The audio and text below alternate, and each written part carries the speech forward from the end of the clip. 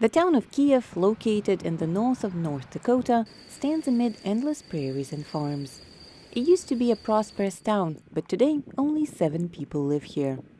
Some 50 years ago, Divine Henrikson's grandmother lived here, and he would spend his summer vacations in Kief. Small town community that everybody knew everybody and everybody helped everybody, and they were just a different atmosphere of listening to people that didn't speak English and you were trying to figure out what they were saying. Kief was named after the Ukrainian capital, where most of the first settlers came from. Anton and Kristina Bakovy are believed to have founded the town. The couple, together with several dozen other Ukrainians, were running away from religious persecution, and North Dakota was happy to give land to those who was ready to settle here.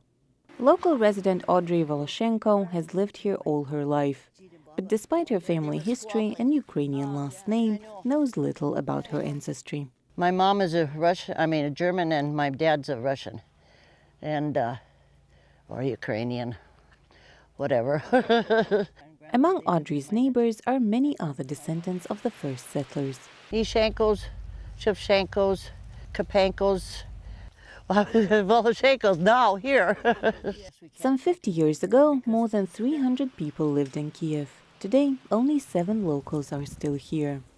Annie and Richard Helm consider themselves German, though Richard's grandfather came here from the former Russian Empire. My father came from Germany.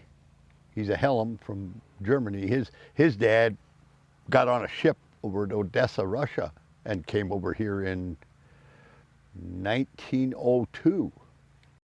And then he homesteaded in 1905. He found some land and he homesteaded.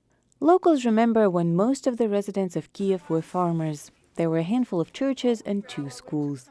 The town grew thanks to the proximity to a railroad. The train came out here, and this is what they used to call a tank town. They had a big water tank for the old steam locomotive. We'd stop here and fill up water and then go again, and that's where people settled. But locomotives were replaced by modern trains, and the stop in Kief was no longer needed.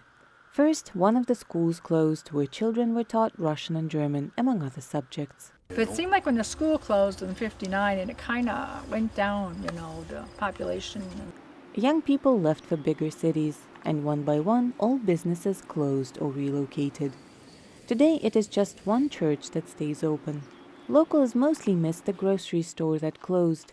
The nearest one is now 80 kilometers away. Today, Kief is often called a ghost town, but locals don't feel that way.